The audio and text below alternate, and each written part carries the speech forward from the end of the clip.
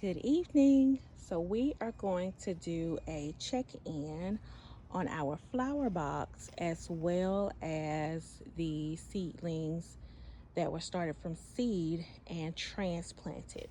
So today is May 13th. And so what I have over here is my little handy dandy tracking system. So at first I was doing this in a notebook and I was drawing the lines each time, but then I was like, okay, I really don't want to have to draw lines each time. So I made something on Canva. And so this is what I'm using to keep track of everything at the moment. And so if this is something that you're interested in after I share details about it, then it is available on our Etsy under Country Cafe Co. All right, so first, flower box. So these seeds were directly sown on 4/17. And as you see, I have directly sown here. Now, when I created this, the goal, like my other notebook, was to focus on when things germinated. So you'll see the germination time column here. But as I'm going through everything, I can see the advantage to putting a bloom time column because I want to know, based upon my packaging, when I should expect something to bloom. Now, granted, we have to be mindful of our last frost date. We have to be mindful of our grow zones, whether or not, even if we have this information, it may be cooler, it may be warmer, so it's going to throw it off. But it's still good just to have that information handy. So first, we are going to, like I said, look at the seeds that were directly sown in our flower box on 4/17. So we had a variety of sunflower seeds, variety of zinnias, and cosmos, and then not directly sown, but I transplanted some snapdragons that were growing on the inside. But for now, we're going to focus on these that were directly sown from seed. So if we look here, and if we look at our bloom time from the packaging, and let me tell you what else I did. I used ChatGPT just to give me an estimate of the dates that the latest they would bloom based upon the packaging. And so that's where that check date, those dates come from. So let's look at our sunflowers, which should bloom by July 16th.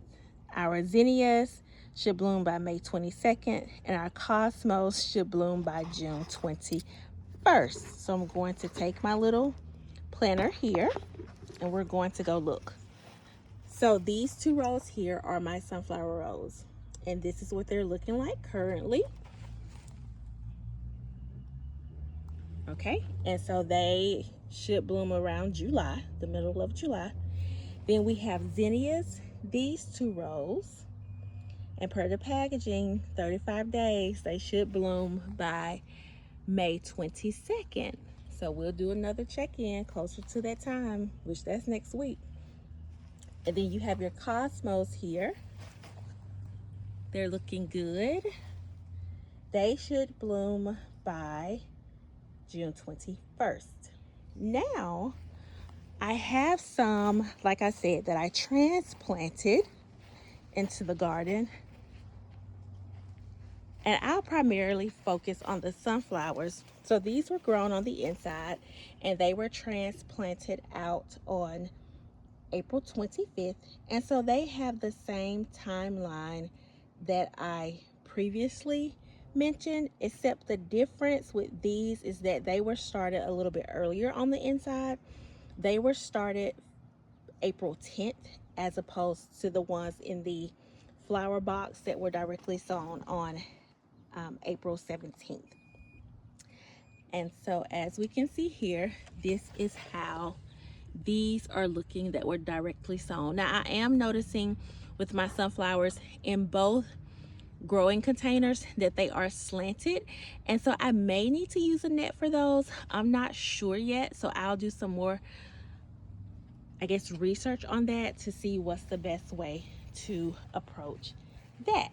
So those are, oh, and then zinnias, they were placed in different, the ones that I transplanted. They were placed in different areas in the bed. So some were transplanted here, some were transplanted here. I have some that were transplanted here, and then these cosmos were transplanted here. And so they are of the same variety. And so as it stands, it seems that the ones that were directly sown are doing just a little bit better than the ones that were transplanted. But we'll wait a couple more weeks and we'll see what happens with those. The next thing I want to look at, something else I noticed is that it would be useful to just have a little tab to just see, to divide this little planter into sections so I can go directly to that section. But right now I'm folding it down. And then another thing to notice is that for each tracking page, I also have a growing notes page in case I want to add some additional grow notes. Okay, so the next thing I want to look at is my watermelon seedlings. So these were transplanted out. As you can see, they were started from seed on April the 10th, and then they were transplanted on April the 30th. Something else to notice is I'm learning that with watermelon, you want, they are heavy nitrogen feeders. And so one of my ways of trying to fix that is to plant some beans with it. Now, I don't know if scarlet runner beans are the best to plant with it, but that's what I did. And I also planted some lettuce. So we're going to do a check on our watermelon. We also have honeydew melon as well as cantaloupe. And as we can see from our bloom time, we shouldn't expect to really see anything until June and July. But it's just good just to check in on everything to see how it's doing. So this is my watermelon container. This container here, these larger circular containers, I got these from Aldi for $9.99 a piece. And so I opted to put my watermelon in here. Last grow season, I tried to grow them on this ladder mesh trellis and they were not successful. So I'm going to try and grow them upward this way from a trellis that I had from last growing season that I bought from Lowe's a while back. This was actually one of the trellises that it was two connected together, but I unattached it, and you can see the attachment piece here, and divided it so I can make two trellises. So I have one here and then I have one over there with my cantaloupe and honeydew melon.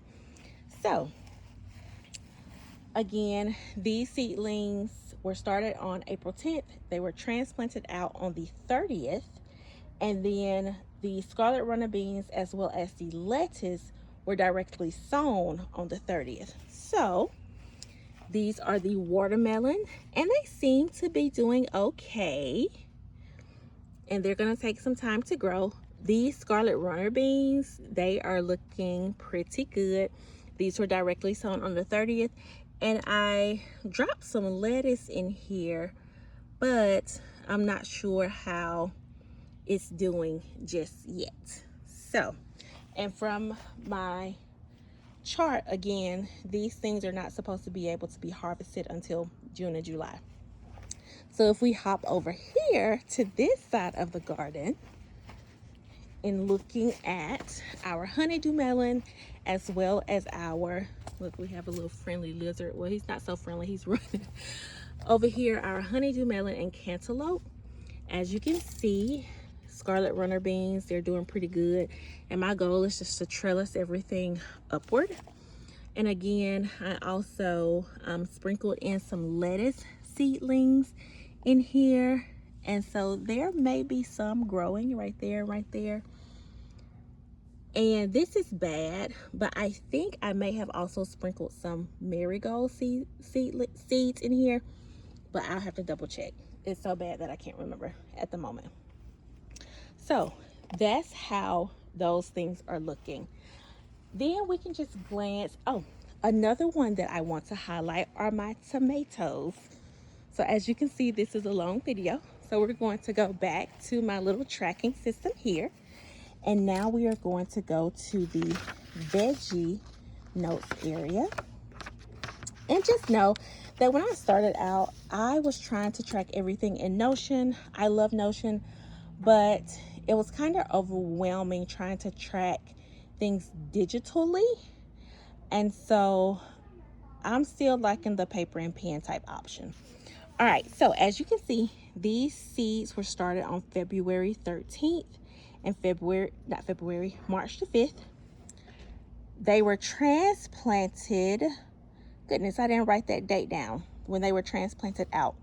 However, here is my bloom dates to expect them to bloom, and then here is my checking date, or the date that they are expected to bloom. So we have the Sungold tomatoes.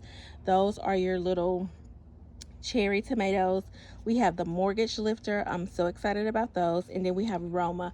My grandmother wanted to grow those because those are her favorite, and I had grown too many, had some left over, and so I transplanted them into the garden.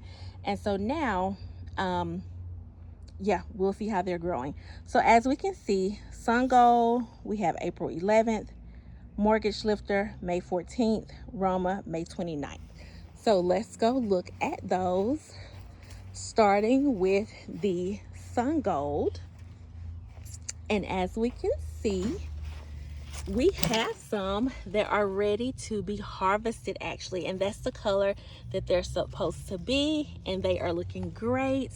Now, last growing season when I grew tomatoes, they were upwards of 8 feet tall, and they should be in some prior videos. And so, because I learned that I was growing indeterminate varieties, so my thinking this growing season was that, hey, I can trellis them around this ladder mesh, and maybe that will help them out a little bit more, because they grew so tall and they were just hanging over, and I was like, I don't know if I want them to go that route, because another thing I had used when they got so tall, I was trying to stake them to this, and so I was using some, I believe, twine to kind of tie around the, I guess, the stalk of the tomato plant, and so that wasn't working. So my goal this time is to let them grow and train them to grow over this trellis and to see how they do. But those are the Sungold cherry tomatoes. Here is the Roma that was transplanted out and that was started a little later, and so it's going to have a, longer bloom time. And I'm excited about the mortgage lifter because those are supposed to be big and really good. And based upon the timeline from the packaging, we should be harvesting some. But as you can see, we're growing really, really good. However, we're not where we need to be with the harvesting. So, but that's okay. We are learning as we grow. And so the final thing, well, two things I want to do is I just want to give a glimpse of everything else that is growing in the garden. And we'll have another updated video later on everything.